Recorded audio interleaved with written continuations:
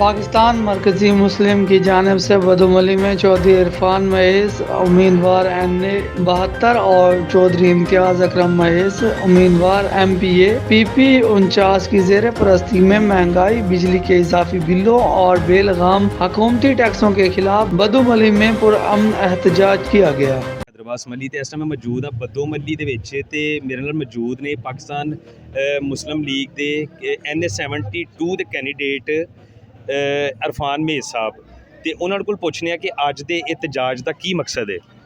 नहमदुहु व नसल्ली अला रसूलिल। शुक्रिया गुराया साहब। असल में आज का जो एहतजाज है वो दो तरह का है। एक तो उसमें जो बिजली के इजाफी बिल हैं और उसमें बेशुमार टैक्सेस हैं, और दूसरा पेट्रोल जो महंगा है उसके ऊपर, और दूसरा जो हमारा पर्पज़ है आज के इस बदोमली के बाज़ार के अंदर खड़े होकर मुजाहरा करने का, वो बदोमली के लोकल मसाइल हैं हमारे कस्बे के।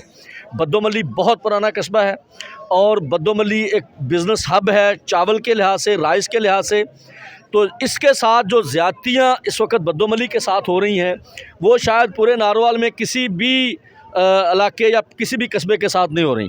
सबसे पहला, बदोमली जो राइस का सबसे बड़ा मरकज़ है, चावल का सबसे बड़ा मरकज़ है, आसन इकबाल साहब ने इसके साथ जुल्म ये किया कि एक छोटा सा बच्चा जिसका कोई तजर्बा नहीं है, जिसके किसी किस्म का कोई एक्सपीरियंस नहीं है, अनएक्सपीरियंस्ड है, उस छोटे से बच्चे को सिर्फ अपना ज़ाती स्पॉन्सर होने की वजह से कि वो आसन साहब के वो इलेक्शन के ऊपर करोड़ों रुपया खर्च करते हैं, तो उसको पूरे पाकिस्तान का राइस का जो है वो मुकर्रर कर दिया है, एक्सपोर्ट का डीलर वो चेयरमैन मुकर्रर कर दिया है, एक्सपोर्ट का चेयरमैन मुकर्रर कर दिया है छोटे से एक लड़के को, जिसका सिर्फ ये कमाल है कि वो आसन साहब की गाड़ी चलाता है और वो नारवाल से इस्लामाबाद आसन साहब को अपनी गाड़ी पे लेके जाता है। और यहाँ जो बड़े बड़े राइस डीलर हैं जो सालों से ये राइस का काम कर रहे हैं, और पूरे मुल्क ही नहीं बैरून मुल्क भी बदोमली का जिन्होंने चावल में नाम बनाया, उन सब को पसे पुश डाल दिया है।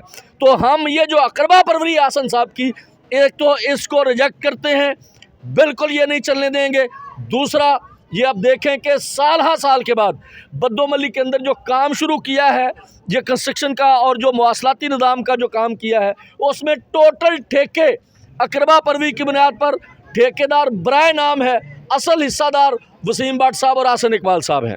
ठेकेदार को तो मिलता है 5% या 6% बेचारे को, बाकी सारा पैसा इनका है, वो उनके फ्रंट मैन है, उनके नाम पे फर्म रजिस्टर्ड है, बेस पीछे ये है।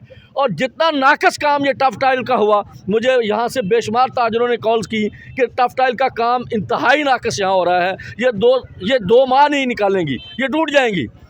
और आप देख रहे हैं बाज़ार की हालत साल से, ये 10 साल, पिछले 10 साल पहले आप चले जाएं तो 10 साल से इस बाज़ार के या किसी भी यहाँ कोई किसी किस्म का काम नहीं कराया गया।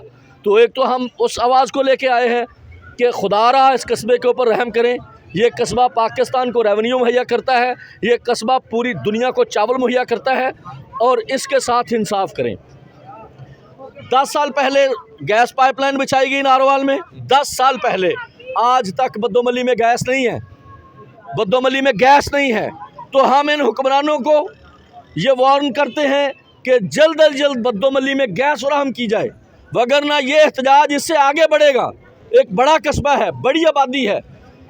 और दूसरा, आज फिर वोट के नाम पे फौरी तौर पे गैस के पाइप जो है वो फेंके जा रहे हैं मुख्तलिफ कस्बों के अंदर, मेन शहर में दिया नहीं जा रहा, और कौम का अरबों रुपया गैस पाइप के नाम पे देहात में बिखेर दिया है।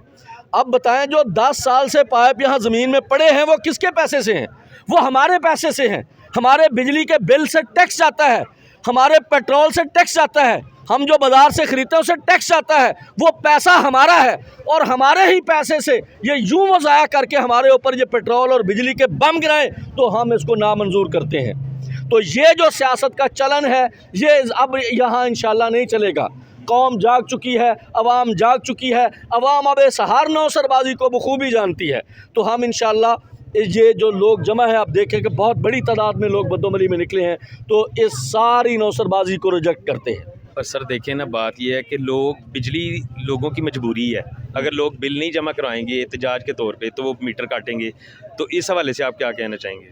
देखें, मैं कोई ऐसी गैर ज़िम्मेदाराना बात नहीं करूंगा कि जो लोगों के लिए परेशानी और मुसीबत का बायस बने, लेकिन हम इन हुक्मरानों के ज़मीर तो झंझोड़ सकते हैं कि जो हमारे पैसे से अय्याशी कर रहे हैं, जो हमारे पैसे को बेदरेग अपने वोट और अपनी सियासत के लिए गैर अवामी स्कीमों में बेड़ागर्क कर रहे हैं, गैर अवामी स्कीमों में बेड़ागर्क कर रहे हैं। अब आप अंदाज़ा कीजिए कि नारोवाल के अंदर क्या किया गया है कि नारोवाल रेलवे स्टेशन से लेके सियालकोट फाटक तक ये 1 किलोमीटर का एरिया, करीबन 1 किलोमीटर का एरिया बनता है। अब 33 करोड़ की एक छोटी सी सड़क 33 करोड़ रुपए का उसका ठेका कर दिया जाए, तो फिर हम किसको रोएं, किसको रोएं?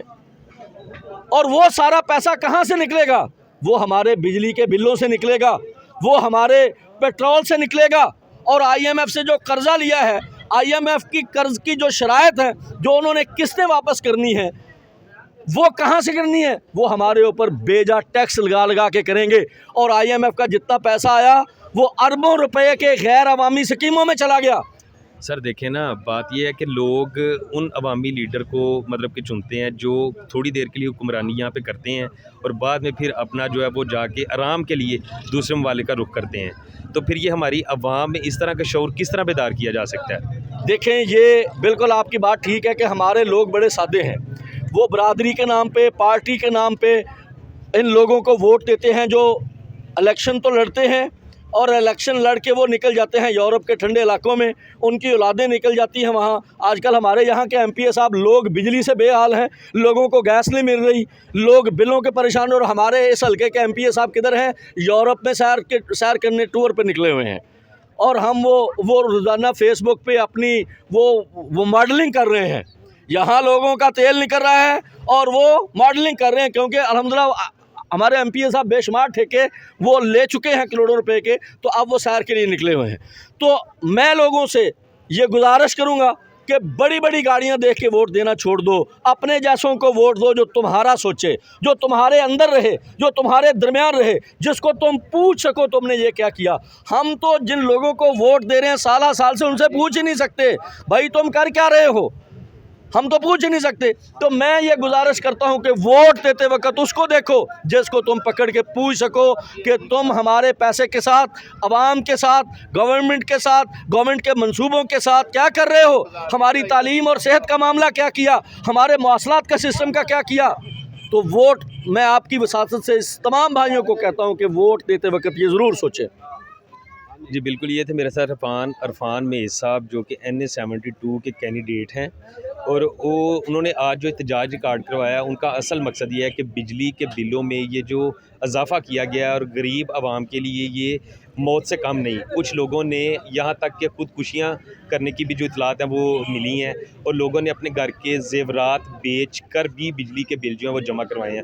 और यहाँ तक सुनने में आया कि लोगों ने अपनी बच्चियों की शादियाँ जो वो काफ़ी साल आगे डालने की वजह से उनके जो जहेज़ और जो दीगर मामलात करने होते हैं उनकी वजह से लोग घरों में बैठ के, और सफ़ेद पोश तबके लिए ये ख़ास तौर पे बहुत बड़ी अजियत और अजाब है।